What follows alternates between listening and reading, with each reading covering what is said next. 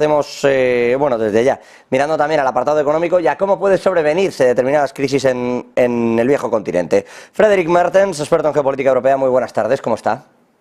Muy buenas tardes. Decía yo, vamos a ver si somos capaces de sobreponernos. Hoy conocíamos el dato de PIB, acaba de salir el canciller alemán Olaf Scholz a decir que la economía está resistiendo, que van mejor de lo que se esperaba y que además los precios de la energía deben de seguir bajando. No queremos ser nosotros agoreros, Frederick, pero la sensación que da con el conflicto, no solo entre Ucrania y Rusia, sino también con lo que está ocurriendo en África, es que la energía lo que podría es subir. Y de hecho es a lo que apuntan si estamos viendo, por ejemplo, los recortes de producción de Arabia, etcétera, etcétera. Yo no sé si de verdad se va a evitar la recesión en una eurozona que ha crecido un poquito, 0,3, pero donde todas sus grandes cabezas están cayendo.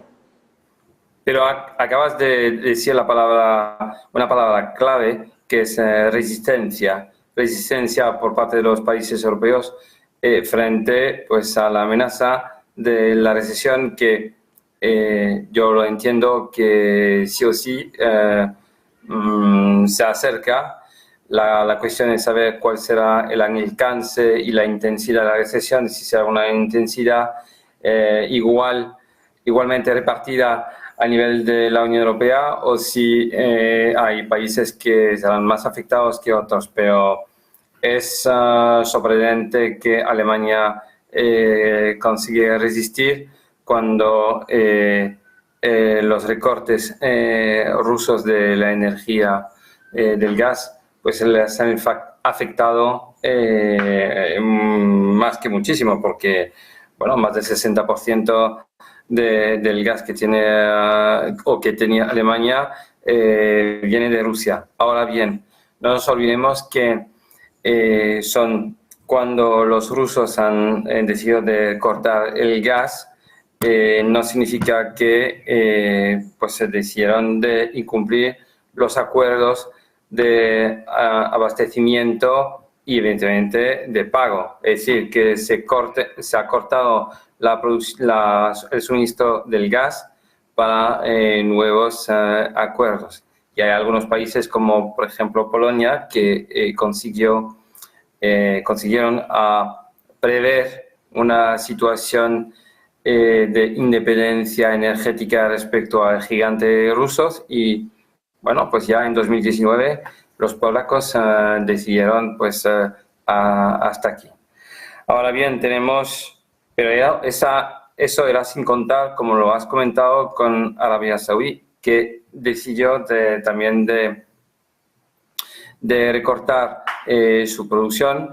¿Y por qué? Porque sabe que pues, el petróleo pues, es un bien que, bueno, pues, que no es indefinido y que a nivel mundial, el mercado mundial, pues los países, fundamentalmente los países industrializados, están buscando alternativas y una de las alternativas es la energía nuclear, otra es lo que se llama la energía verde, todo lo que es entonces que pues eso, la energía eléctrica, la energía eólica, etcétera, etcétera.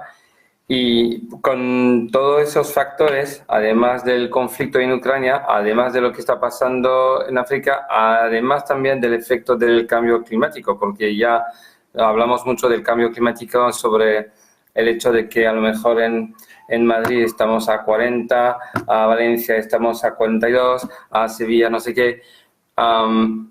La problemática del cambio climático pues afecta evidentemente la economía, por no decir también otros temas como las relaciones internacionales, la geopolítica. El cambio climático puede incluso de manera directa o indirecta convertirse en un factor de tensiones, véase conflicto.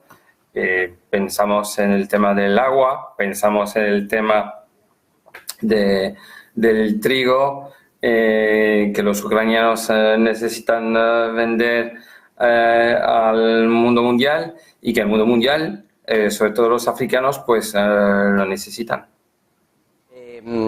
Eso le iba a decir.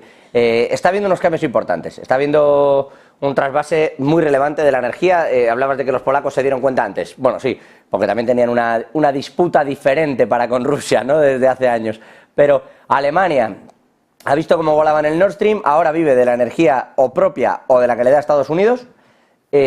Así va a tener que seguir y ahora está intentando desconectarse de China. Y aquí viene la otra parte. Mencionaba usted a África y a cómo llegaba o no llegaba energía, llegaba o no llegaba alimento y qué se iba a hacer. Pero China está muy metido en este asunto también. Primero, intentando convencer a los países africanos de que se unan a la parte BRIC. Y segundo, aunque China no quiere, porque no le sale a cuenta, porque pierde dinero, la realidad es que Alemania o Países Bajos, entre otros, incluido Italia, están intentando desconectar sus economías de la fuerte dependencia que hay en China. ¿Es Europa capaz de sustituir esto? Pero esto es, vamos a ver, esto es el resultado de la crisis epidémica del COVID-19, cuando una mañana todos nos hemos dado cuenta que éramos horriblemente dependientes de China en todo. Y como no, en el ámbito, bueno, pues del material sanitario.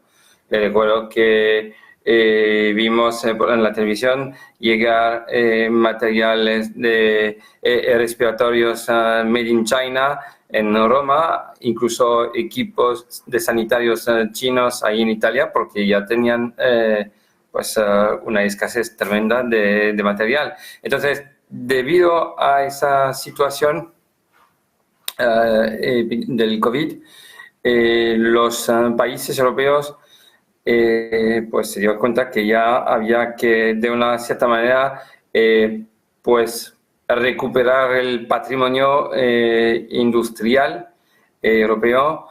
Yo recuerdo que en Francia hubo con Macron un inicio de una política de repatriación o de el hecho de repatriar o de hacer volver el patrimonio industrial francés que se había deslocalizado en China, pero con un problema clave, es la materia prima. ¿Dónde está la materia prima? No está en Europa. Ya en China pues no está por todas partes y por eso encontramos a China en África, pero no solo en África, encontramos a China en América Latina, en otros países asiáticos, con el fin de acceder a todos los materiales brutos o materiales primos que necesitamos para, pues, por ejemplo, fabricar un móvil, fabricar un coche, componentes eléctricos, electrónicos, etcétera, etcétera, etcétera. Y allí, otra vez, África, es triste decir esto, pero África es otra vez objeto de una especie de neocolonialismo, pero esta vez no con la pelea entre las superpotencias para ocupar territorios, sino potencias con la inmixción de multinacionales que, bueno, pues que buscan todo lo necesario para poder producir. Le iba a decir, perdone Frederic, como una pregunta como muy básica, pero con todo esto que me está comentando y cómo está jugando cada actor su papel, hay una reunión de los BRICS muy importante la semana que viene, del 22 al 24, representan el 43% del PIB mundial. ¿Europa está jugando bien sus cartas? Quiero decir, enfrentarse a los BRICS y ponerse del lado de un G7 que representa el 27% del PIB mundial, ¿es lo acertado en estos tiempos? Bueno, ahí no creo que la Unión Europea actúe de manera cierta, pero es porque también está en un proceso de consolidación a nivel de política económica. Es muy sencillo y es cínico, pero es la realidad. Cuando todo va bien, la Unión Europea está muy consolidada, muy unida, habla de una sola voz. Cuando las cosas se complican, una recesión, una crisis sanitaria, una crisis política, un conflicto que está a las puertas de Europa, las cosas se complican y hay ese viejo instinto o viejo reflejo de los países miembros de la Unión Europea, los grandes como Alemania, Francia, pues que ya no defienden tanto el interés europeo, defienden el interés nacional, asociándolo con el interés europeo, pero lo que prevalece es el interés nacional, y aquí es el interés nacional económico.